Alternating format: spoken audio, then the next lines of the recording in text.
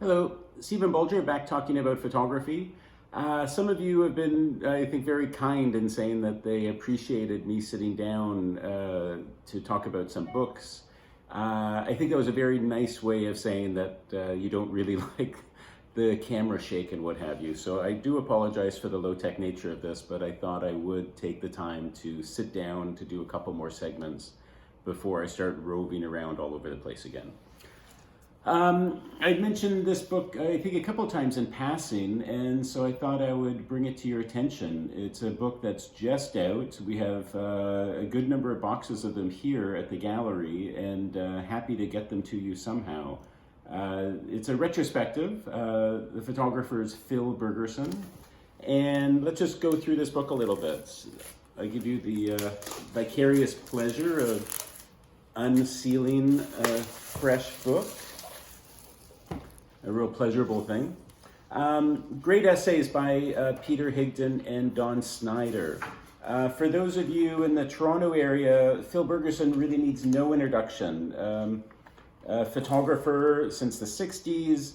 In the 70s, he studied fine art at York University, and then went back to Ryerson, where he had previously studied, and became one of the most important faculty members at that institution. I'm just trying to not spoil the cover here.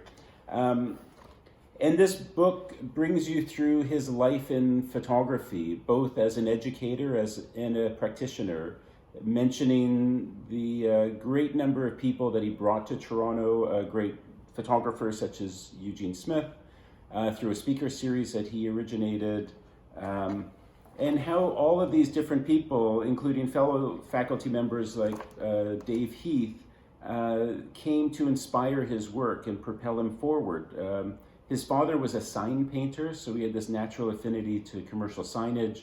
Very interested in image making, and for a long time he was making art about art, is the way he described it, and really dissected photographic language and how people make pictures and different attributes to the photographic media and how we might investigate that in different projects, like grids, portraiture,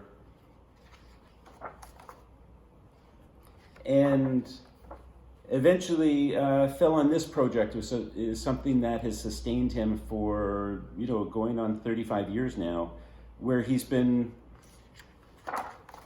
roaming North America and finding these sort of telltale signs of us. So he started making photographs about the world around him as opposed to photographs that were about art history. And it's really all about us, all about the society that we've built, the society that we've lost, hopes, dreams, desires.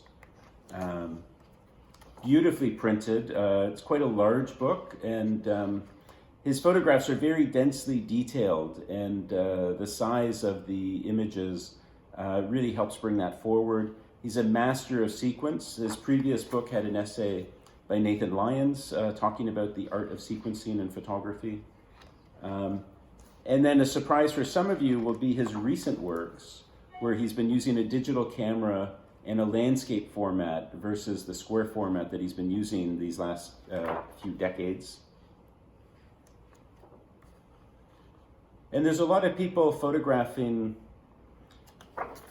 this type of subject matter. I find a lot of it is very sardonic and cruel. Phil has this great sense of humor, and that permeates all of the difficult issues that he's bringing forward in his work. And I couldn't be happier with the book, and that's a very brief preview of the book that hopefully you get to see in the flesh someday soon. Thank you.